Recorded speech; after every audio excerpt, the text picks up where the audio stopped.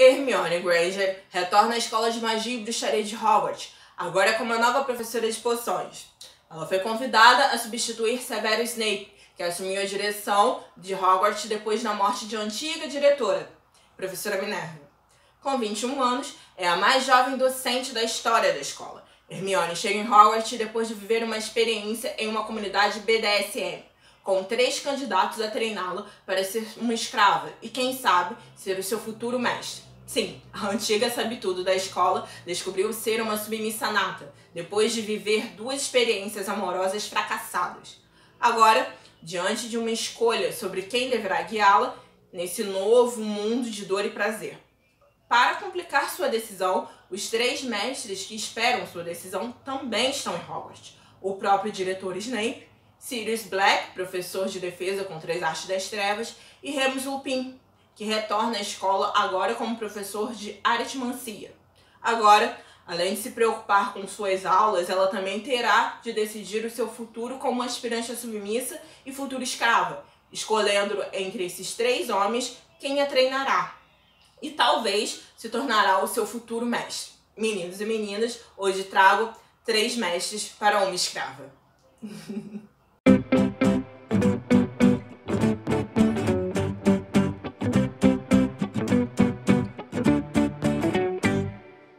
Três Mestres para uma Escrava é do escritor Marcus F. Luther, classificada como mais 18. Conta hoje com 30 capítulos postados e está terminado.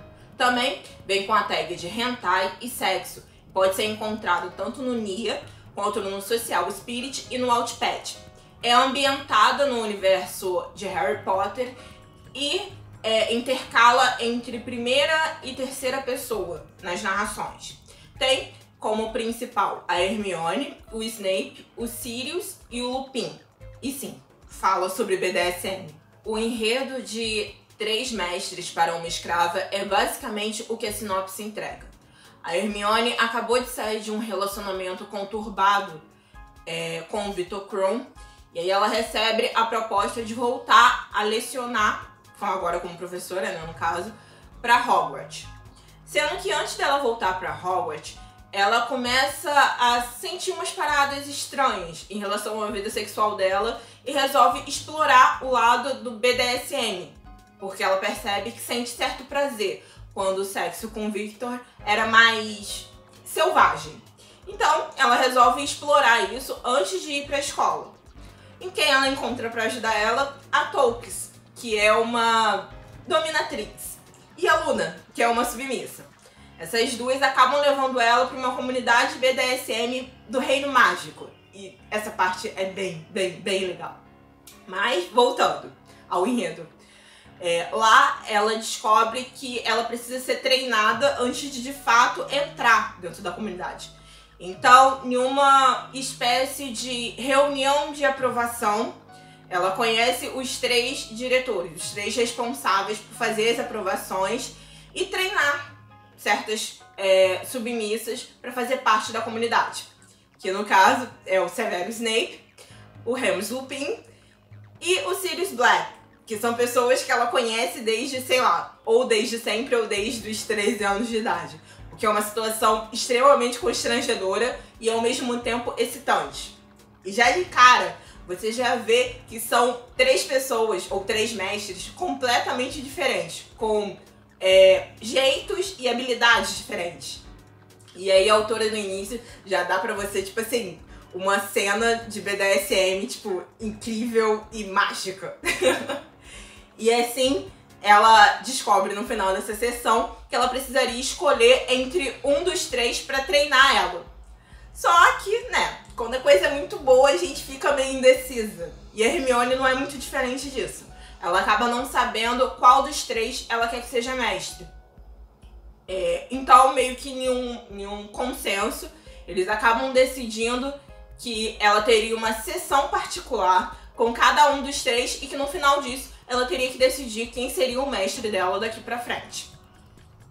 Basicamente, esse é um enredo. Ela vai pra Hogwarts e aí ela vive essa experiência com esses caras e também tem algumas outras coisas. Por exemplo, ela se adaptando à vida de professora dela, os planos que ela tem para a carreira, um ex muito filho da puta e outras situaçõezinhas que fazem alusão também a Harry Potter, como a raiva incubada de uma jornalista que pode muito ferrar com ela. Bem, agora que eu já expliquei o enredo, eu vou falar os pontos que eu mais gostei dessa fanfic. É claro que eu gosto da parte de hot. Eu fui doutrinada por isso desde muito pequena. Então, todo mundo gosta de ter o coraçãozinho aquecido, por assim dizer. Pra não dizer outra parte. Mas enfim. Só que o BDSM dessa fanfic, ele é muito, muito, muito bem feito. Então, quando a autora começa a explicar as coisas e ambientar, você percebe que ou ela faz parte da comunidade, ou ela leu muito sobre, o que é muito, muito bom. Porque depois da onda de 50 tons de cinza, onde qualquer pessoa acha que só porque você faz um sexo selvagem, isso pode ser considerado um BDSM, ou só o cara, tipo, te amarrar na cama já é BDSM, dá, tipo, aquele arzinho de esperança quando você encontra uma fanfic que fala sobre o assunto de forma madura e responsável. E sim, é maravilhoso a responsabilidade como a autora trata a situação e explica tudo passo a passo. Por exemplo, ela explica muito bem como funciona uma relação de um mestre com uma submissa. Não é simplesmente um cara que gosta de fazer uma outra pessoa sofrer, gosta de fazer outra pessoa se submeter. Não é só, tipo, deixar a menina destruída e ir embora. Não, é sobre responsabilidade e cuidado e principalmente confiança, sabe? Não é só uma dor desproposital ou prazer, não. Você, quando escolhe seu mestre, você tem uma ligação com ele, entendeu? E principalmente é respeito. Não é porque você é uma escrava, uma submissa, que seu mestre não deve te respeitar. E a autora deixa isso muito claro em cada página, em cada cena. E misericórdia, sabe? Se ler uma cena no mundo real e normal já é uma coisa incrível, imagina ler com algumas pitadas mágicas. Cara, eu simplesmente surtei em todas as cenas, porque são muito bem escritas. Escritas mesmo, sabe?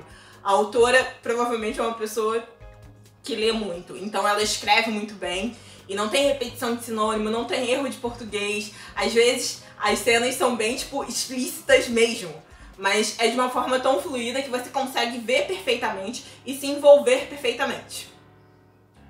É claro que eu tive alguns problemas com a fanfic, mas isso é, tipo, um problema pessoal completamente meu.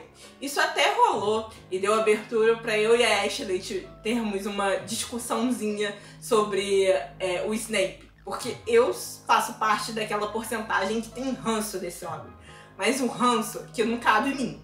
Já a Ashley faz parte do fã-clube dele, então a gente teve uma discussão entre se ele é bom, se ele é mau, se ele é um babaca, e sim, pra mim ele é um babaca. E aí eu não consegui conciliar esse meu ranço com a personagem. Então eu tive alguma dificuldade. Porém, com o passar da história, depois que você se acostuma, depois que você muda o seu olhar pra ele, fica muito mais fácil e fica até prazeroso, certo? Eu não vou dizer aqui que meu preferido é o Sirius, porque eu acho que isso fica meio óbvio, porque ele é simplesmente incrível e fantástico, e esse jeito rebelde dele é maravilhoso. Mas também eu me peguei gostando do Lupin, porque eu nunca tinha visto o Lupin dessa forma, sabe? Tipo, principalmente não como dominante. Eu gostei muito do fato da Toux ser uma dominatrix, e eu sempre achei que se fosse uma relação BDSM, a Toux seria dominante e com certeza o Lupin seria o submisso. Mas a autora consegue fazer de uma forma tão perfeita que essa capa super cabe nele, sabe? Tipo, você consegue ver ainda o nosso Lupin, mesmo numa forma dominante, mandona e, tipo, muito seguro de si sobre aquilo. E isso é fantástico. Sem falar que é uma nova experiência colocar isso no mundo mágico. Porque, como a autora criou esse universo e ela deixa bem clara, é tanto um tabu lá quanto é um tabu aqui. Isso é até meio triste, porque as pessoas não deveriam se importar tanto com a vida sexual dos outros, mas infelizmente essa é a sociedade em que vivemos. Outra coisa que também super me fez adorar a forma como foi abordada as situações é o fato do Lupin do Sirius e do Snape ser tão absurdamente diferente um do outro. Porque aí você, em um espaço de tempo muito curto, tem uma visão de como funciona diversos tipos de mestre. Porque o Lupin, ele é carinhoso, ele passa confiança, mas ao mesmo tempo ele passa firmeza. Já o Sirius, ele é daquele tipo brincalhão, malicioso, safado, mas ao mesmo tempo ele consegue impor a autoridade dele de uma forma meio excitante. Já o Snape, o jeito dele é completamente diferente de todos os dois. Ele é mais contido, mais rígido, mas ao mesmo tempo muito, muito focado e competente. Então, eu gostei, né, que a autora conseguiu explorar esses três tipos de mestre e passar a visão pra gente de que não é só um tipo que existe, que não é só um tipo de relação BDSM que existe. Tanto que não vou considerar isso spoilers, porque isso é meio que jogado na gente no segundo capítulo. Mas enfim, o Lupin, ele é casado com a Tolkien. E a autora também deixa claro como funciona essa relação. De que um mestre não necessariamente precisa ser solteiro, ele pode ter uma vida fora. E se for uma coisa tipo consensual entre o casal, tá tudo bem que seja assim. Então ela explora várias vertentes das relações e de como funciona a comunidade de uma forma maravilhosa. Pra você que nunca leu sobre esse universo, eu super, super recomendo, porque, como eu disse, é uma fanfic super responsável. Então, dificilmente a impressão que você vai ter sobre ela vai estar errada. E acredite, eu já li muito sobre o assunto, já participei de fóruns, conheço pessoas, enfim, eu sei que o que tá ali, tá bom que tenha coisa...